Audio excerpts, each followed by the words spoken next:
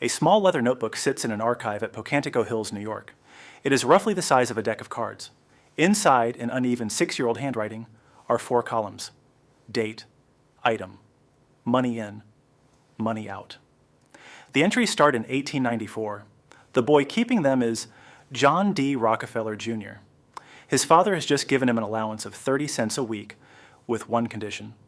Every cent gets written down and shown to his father on Sunday. This isn't a story about an allowance. It's about what the allowance was built to teach, and why almost nobody teaches it that way now.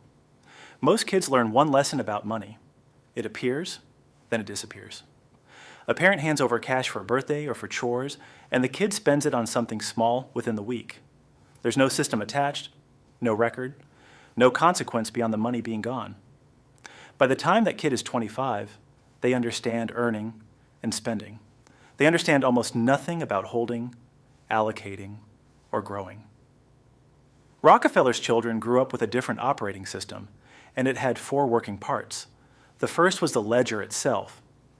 Every dollar had to be accounted for in writing, including the ones spent on candy or church donations. This sounds like busy work. It isn't. Tracking money forces a child to notice where it goes, and noticing is the entire foundation of financial discipline. An adult who has never tracked a dollar in their life struggles to build a budget at 30. A child who tracked 30 cents a week at 6 does it without thinking by the time they're handling real sums. The second part was the split. A portion of every dollar earned was set aside to give away. A portion was saved. The rest could be spent. The ratios shifted as the children got older, but the habit of dividing money into 3 buckets before spending any of it stayed constant across 4 generations of the family. This is the opposite of how most households handle money, where saving is whatever happens to be left at the end of the month, if anything is. The third part was that the allowance had to be earned through specific tasks, not handed over for existing. Killing flies paid a small bounty, tending the garden paid more. The amounts were tiny by adult standards, but the principle wasn't about the money.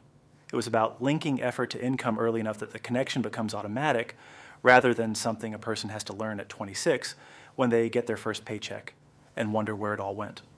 The fourth part is the one most families skip entirely.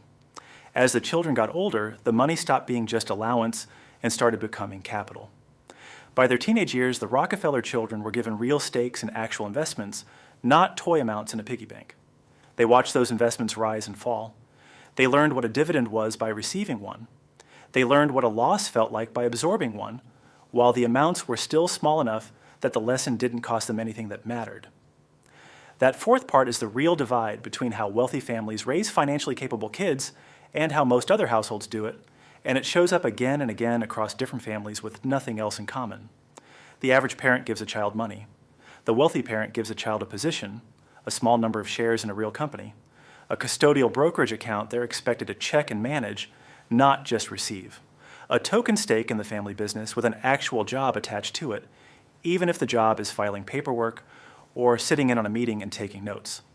The amount of money involved is almost irrelevant. What matters is that the child is now an owner of something, watching it move, instead of a spender waiting for the next deposit. Ownership changes how a person thinks about money in a way that spending never does. A kid with $100 to spend asks what they can buy. A kid with $100 in a stock asks what happens to it next, why it moved, and what they should do about it. That second question is the one that builds investors. Most adults never learn to ask it because they never owned anything small enough to practice on when the stakes were low. There's a number that explains why families who start this early end up so far ahead, and it has nothing to do with how much money they start with. A dollar invested at age 12, growing at 7% a year, becomes roughly $11 by age 50.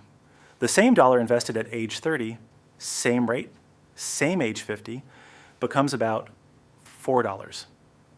The difference isn't the amount invested, it's the 18 years of compounding that happened while the money was just sitting there working.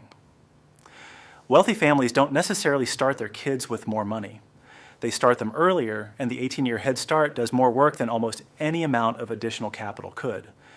This is also why the families who teach this seriously don't wait for their kids to be financially literate before giving them something to manage. They give the responsibility first and let the literacy follow, because watching real money move teaches faster than any explanation does. A teenager who has actually lost $40 on a bad stock pick understands risk in a way that no lecture about diversification can replicate. Compare this to how money gets discussed in the average household.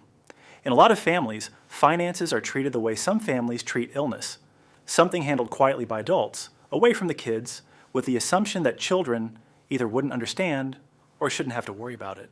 Surveys on family financial communication consistently find that most parents avoid discussing income, debt, or investing with their children at all, even into the teenage years. The reasoning is usually protective. It comes from a good place. The result is a generation of adults walking into their first real financial decisions, a credit card, a car loan, a 401k election form, with no prior practice making any of them. Yet wealthy families tend to do the opposite, and not always gently. Children sit in on conversations about the family business. They hear what a bad quarter sounds like.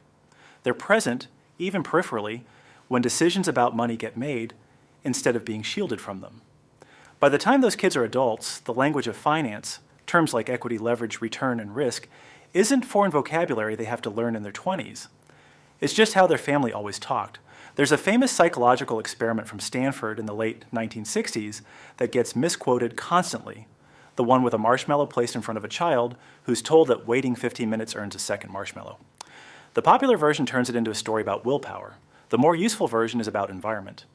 Children who grew up in households where promises got kept learned to wait, because waiting had historically paid off. Children who grew up in unpredictable households learned to take what was in front of them immediately, because waiting had historically meant losing it. Delayed gratification isn't a trait some kids have and others don't. It's trained, and it's trained by whether the adults around a child reliably follow through. Wealthy families, almost without exception, run on follow-through. The allowance arrives on the same day every week. The match on savings happens exactly as promised. The investment account statement comes regardless of whether the quarter was good or bad. That consistency is what makes a child willing to leave money alone long enough for it to compound, because they've learned, structurally, that waiting works. None of this requires significant capital to replicate. A $5 notebook does what Rockefeller's ledger did. A $10 custodial brokerage account, funded with birthday money instead of spent on a toy, does what a childhood stock stake did. The habit of splitting money into give, save, and spend before any of it gets touched costs nothing and takes about a minute to set up. The part that actually separates these families isn't the money. It's the decision to start treating a child like someone who will eventually manage real capital, years before that's actually true. Everything else, the ledger, the stake, the early exposure to risk, is just what that decision looks like in practice.